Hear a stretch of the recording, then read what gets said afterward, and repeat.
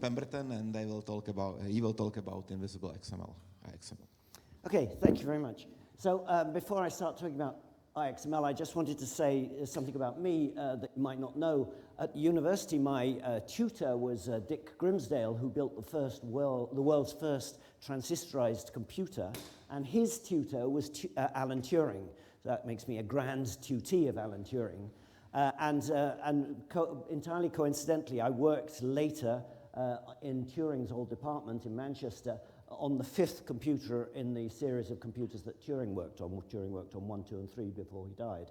The reason I mention this is that yesterday was the 70th anniversary of Turing's death. Suicide because he'd been chemically castrated because he was gay, which at that time was illegal in Britain, and he was forcibly injected with estrogen. He grew breasts and got depressed and killed himself. So I just thought it would be nice to just remember Turing, that we actually owe, a person that we actually owe so much to. Anyway, now to get on to IXML and the talk. So as you've just seen, IXML takes a textual document where normally the structure is implicit, that we can see just by looking at it, and it turns it into an equivalent structured document where the structure has been made explicit. So as a very simple example, you've got text, which is a date, and so we provide a description of that, which says it's a day, a slash, a month, and a year, with definitions for day, month, and year. And then we put that through IXML, and we get a structured document, an XML document, where we have the day, month, and year elements. Now, the question is it possible to round trip, in the general case, round trip IXML? That is to say, is it possible to produce the document that produced the structured document? Now, as you will shortly see, there are problems about round-tripping IXML because input characters may be added in the process. Input characters may be deleted in the process. And some nodes may be serialized as attributes rather than elements, which reorders the content. And that's what I'm going to be dealing with. Okay, so it's impossible in general to create a character-perfect version of the input that's gone through IXML. Let me just make this slightly smaller. But what I've done is redefined exactly what we mean by round-tripping in this case. We're going to create an input that would produce exactly the same output. So if you look at it this way, here we've got the original text document T that's gone through IXML and produced a structured document. What we want to do is round trip to a different document, but a sort of equivalent document that would then go through IXML and produce the same structured version at the end. So that's the aim of the round tripping in this case. So it's not to get a character-perfect version, but to get an equivalent version of the input that will produce the same output. So an example is if you're processing a programming language with IXML, then it might have lots of spurious spaces, as it were, comments and stuff, which you might delete from the input when producing the structured version.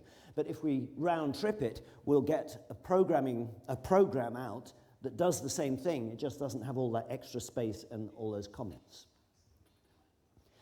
So let me just describe the problem space then. So in the case that we've already seen, if we take 30.06.2024, then what you see is that all the characters in the input are still in the output. All we've done actually is just added tags around the input to show what the structure is.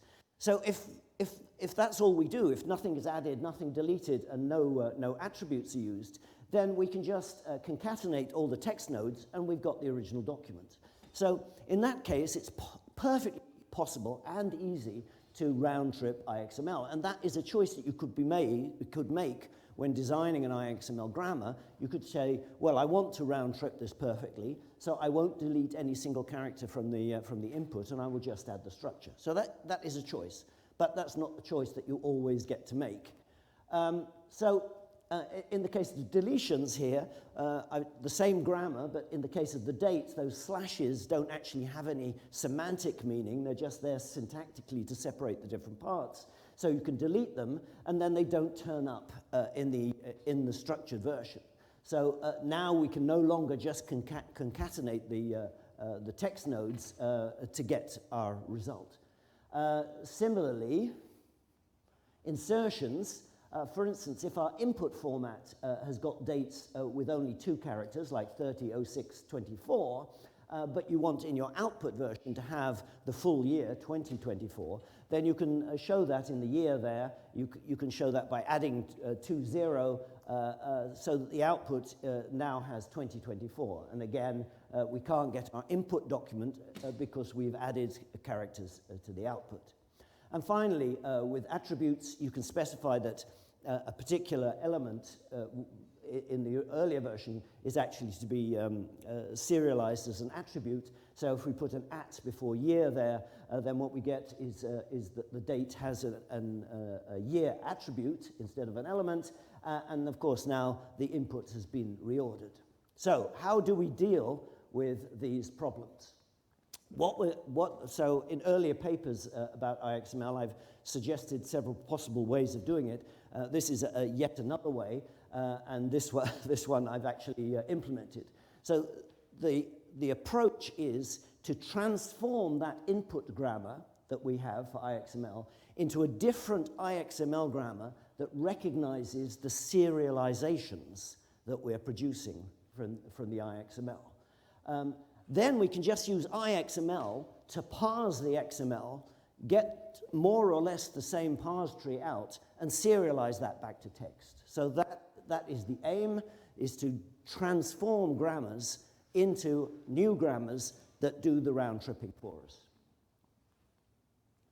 So, as an example, if we take the very simple list of the date grammars with no additions or deletions, so that's the grammar at the top. What we do is we add elements, strings into that grammar that represent the serialization as XML. So for a date has a starting and an ending date tag, and we don't want those to come out in our output, so they're deleted with minus in front of it. Similarly for day, similarly for month, similarly for year, and the digit rule isn't an element anyway. So if we use that on the XML, if we use this new grammar on the XML that was the serialization of the date, then what we get out is this thing. I'll talk about why it's got date tags around it, why we haven't made that invisible shortly. But in other words, we've perfectly round-tripped it by parsing the XML. Now, let's take the non-simple cases. So insertions, well, the only thing that's changed there deletions, I should say, actually, I'm sorry. The only thing that's changed here is that we're deleting the slashes in the rule for date. So when we transform this, we add our elements front and rear, and we do insertions of the characters that have been deleted. And so, and finally, I didn't give an example of that being used. And finally, if a rule has got an addition, such as year, well, then we just delete that in the transformed rule, which will give us back our original input. So those are all the easy cases. We just parse the XML and add stuff where we've deleted it and delete stuff where we've added it. And I think I summarize that here. Yeah. So non-hidden rules get hidden. But we add the tags at the beginning and the end. Hidden rules remain hidden, and no tags are recognized, of course. And in alternatives, non-terminals remain the same. Regular terminals stay the same. Deleted terminals become inserted terminals, and inserted terminals become deleted. So it's of course, we're just doing the opposite of what we did with the original grammar. So now the only problem that now remains is what to do with attributes. And so here, this is the case from I've showed earlier, that we've got the attribute year, and so the output there gives the year as an attribute on the date. So how do we recognize this? Well, we can recognize this structure because we just move year into the position in the serialization where it's going to turn up, and we recognize year as year equals and a quote, and then whatever the construction was for that attribute. However, that correctly recognizes the XML, but when it produces, what it produces on output is the 24 in the wrong place, because of course we've moved the year up to the front of the element, and so that's where it's turned up. So in other words, we've recognized it, but it turns up in the wrong place in the round tripping. So what we need to do is deal with that by providing a mechanism for putting stuff that's been moved to the front of the element back to the right place in the element. So how attributes work in IXML is that the grammar explicitly identifies the part of the input that's going to end up as an attribute, but implicitly identifies the place where that attribute is going to be serialized, because it's just going to be on the nearest element above that point.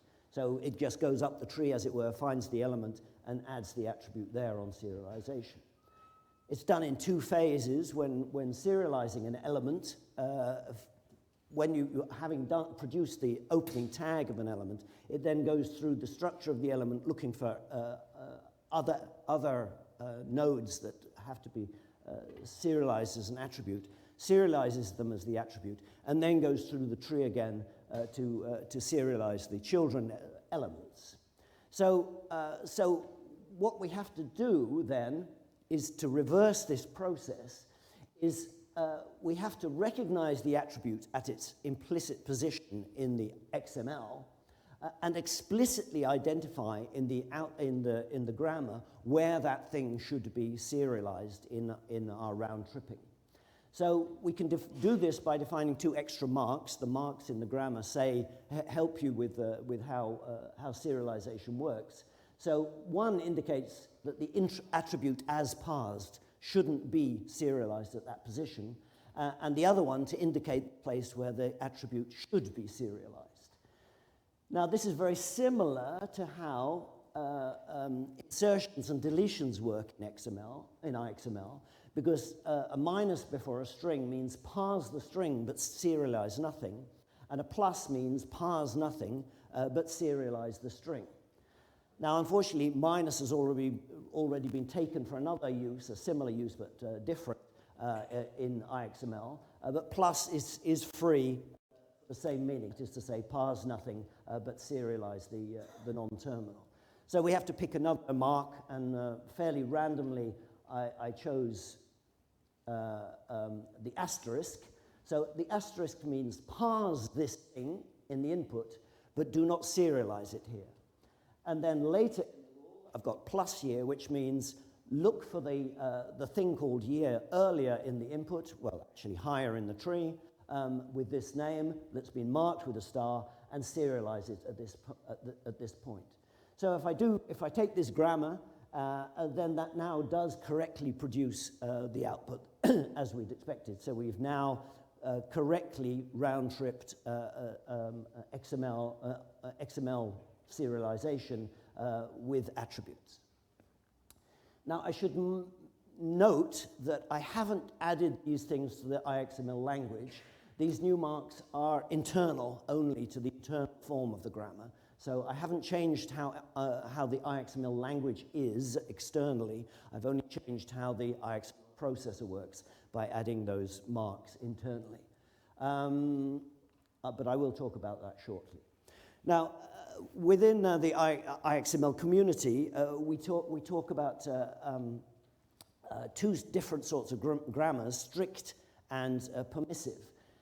If your input for IXML is not necessarily correct, then you'll have to have a very strict grammar that checks for the correctness. So for instance, for dates, if it might not be correct, then you're going to have to check a month, not as 2 digits, but as an optional 0 followed by a single digit, or 10 or 11 or 12. Those are the only possible values for a month.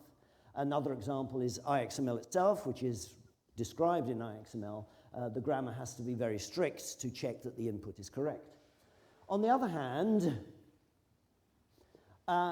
if you know that the input is correct and you're only recognizing stuff there, you're not checking that the input's correct, then you can be much laxer in what you expect, and what you process. So for instance, if you're only trying to recognize dates and you know that they're all correct, then DD, 2 digits, is just a perfectly good representation for a month, because a month is just 2 digits. So even though this would recognize 13 or 99 as a month number, we don't have to worry about it because it will never occur. So we call this a permissive, these permissive grammars that recognize rather than check the input. Now, the nice thing is we're sure that the XML that we're going to be processing is correct because we've produced it. We know it's correct. There are lots of things we don't have to check for. So that means that the transformations that we write are much easier to write because we're not having to check for a lot of stuff. And a particular example is, will the short form of an empty element occur? Well, to know if that's going to happen, you'd have to do a processing of the grammar to find out if its content could be empty. But in fact, we don't have to do that because we can always supply an alternative that recognizes the short form for an empty element. And if it occurs, it matches and we're fine. But if it never occurs, it never matches and we're also fine. So it means that we don't have to do lots of processing on the grammar to find out if an element could be empty or not. Because if it can, and we can recognize it. And if it can't, well, we never have to recognize it, but we can still have the rule there. So that makes life easier in the transformations. Now, I should just mention that IXML has a bunch of extensions for making grammars easier to read, such as options, repetitions, grouping. And as the specification points out, specification of IXML, these extensions add expressiveness for the author, but they don't add any recognition power. And that the specification shows you that all these things can just be converted into equivalent IXML grammars, which are just harder to read. What that means is that round-tripping is also much easier because we don't have to take these extensions into account. We can either assume that those transformations into the simpler version have already been done, or we can do it ourselves. But it means that we only have to transform simple grammar rules and we don't have to worry about things like options.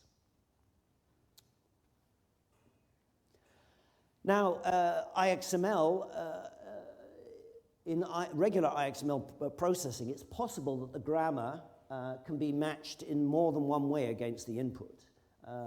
That might be a mistake on the grammar writer's behalf, or it may be that the input is actually ambiguous. So IXML processing demands that the processor only produces one of the possible serializations, so there might be many different versions of the serialization possible, but it's required to add an indication that the result that you've got is ambiguous. In other words, that this could have been interpreted in a different way.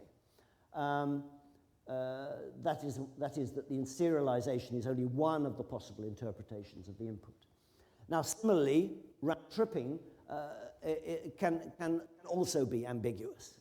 In fact, and ambiguity in this case means the string that we've produced is only one of the possible strings that could have produced the structured version. And in fact, that many inputs that many input grammars, IXML grammars, that are not ambiguous, and serializations that are not ambiguous, on round-tripping can be ambiguous, funnily enough. And an example of that is, for instance, if you're allowed multiple spaces between items on the input, but that you delete the multiple spaces, which you're deleting all white space, then on round-tripping, it would be perfectly acceptable to insert any number of spaces back into the string. And so that's why it's ambiguous, because there are lots of possible inputs that could produce this same output. in this case, the solution is to produce the smallest string. So if you've got a plus, then just produce one of those things, and if you've got a star, produce 0 of them. And similarly for optionality, if you delete a thing that was optional on the input, then it's not in the structured version anymore. So the question is, should you insert it back into the round tripping? Well, the choice is yours, but probably the preferable solution is just not to add it and produce the shortest string that could have produced the structured version.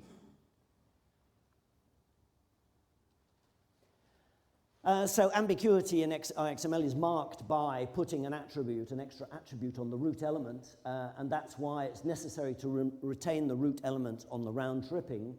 The output is anyway flat XML, because it is XML, so we're actually only producing XML on the output, but we also need somewhere to add this extra information.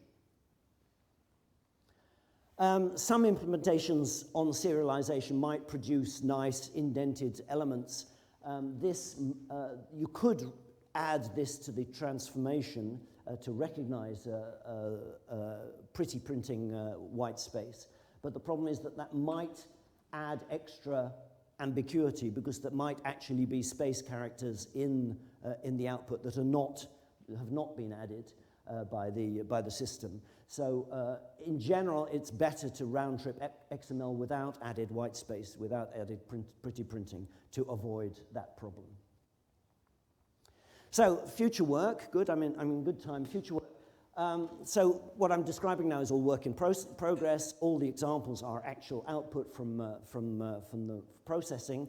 But I want to talk about some possible results of this. And there's at least one thing which I think might shock you, so I want to make sure that you're sitting well, because I don't want any problems with people injuring themselves when they fall off the chair.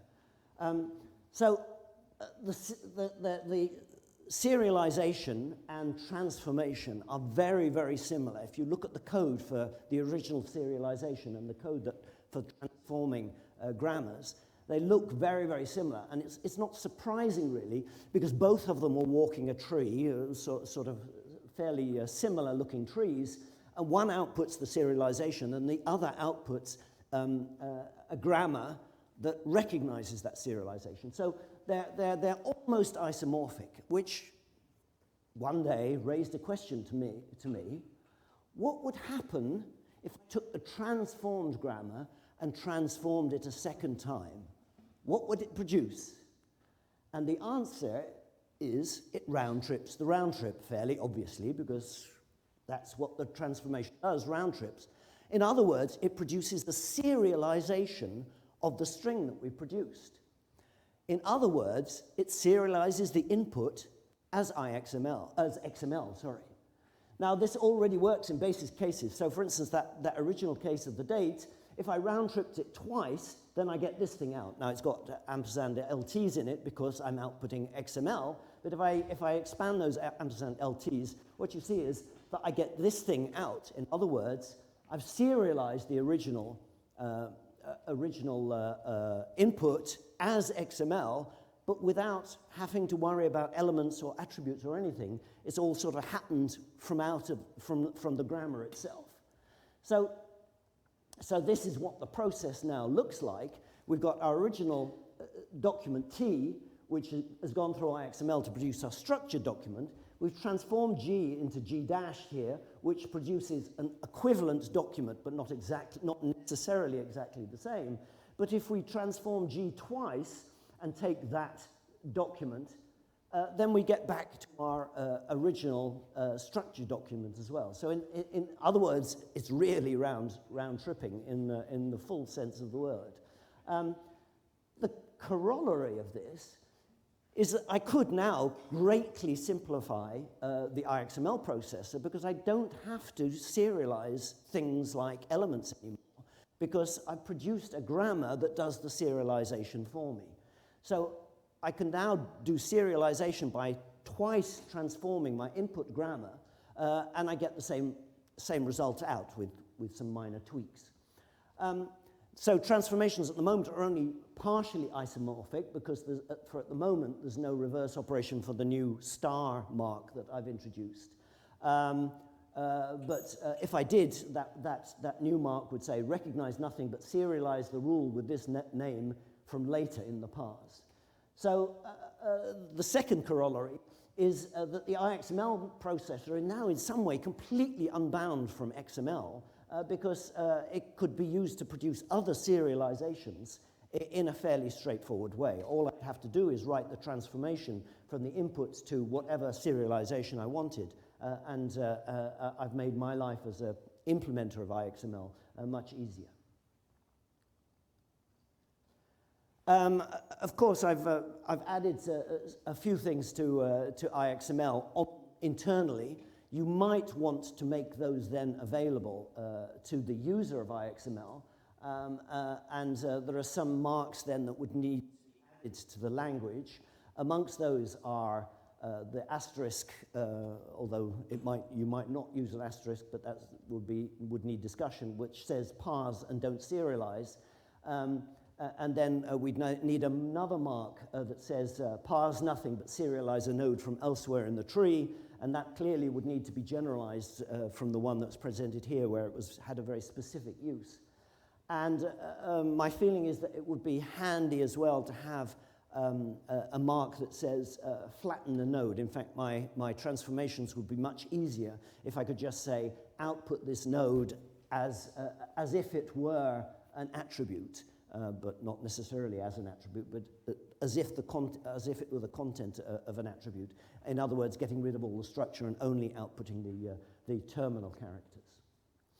So my conclusions are, contrary to some people's expectations, it is possible to round trip IXML as long as you suitably define what you mean by round tripping, and you have to slightly adapt IXML serialization. The technique is very simple, it's very little code, and it actually allows the IXML processor in principle to be simplified and in some senses generalized as well. And an added advantage is that with some work that still has to be done, the entire process is completely reversible. And a reminder, Declarative Amsterdam is in November and the call for papers are open. All right, thank you.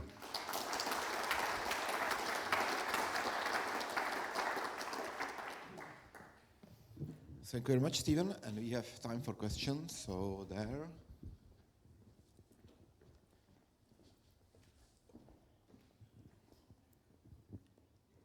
Thank you for your talk. Very interesting indeed. If you would introduce this new operator, asterisk, you chose here, would that help in serializing attributes in a specific order? Could that help in that?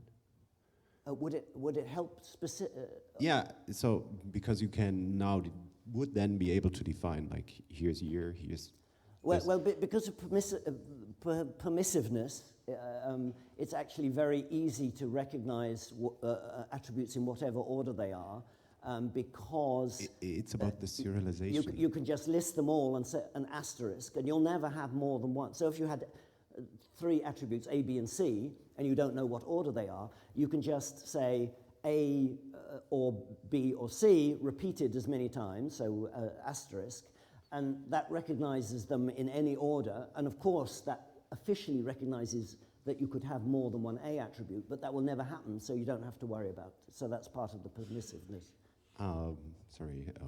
Follow-up. It was about the serialized, the outputted XML document, that you could have the attributes there in a specific order. Yeah. Well, I mean, currently that happens, that you get the attributes in a specific order, and that's the order that they actually occur in the grammar. Okay. Because, yeah, okay. so that happens it wouldn't anyway. Add anything. So I have more freedom in that case as well. Okay. George?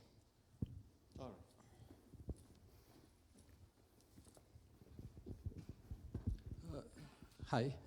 Because what you obtain is a structure, did you consider for the inverse transformation to generate maybe a style, an XSLT script or an XQuery to obtain the text back?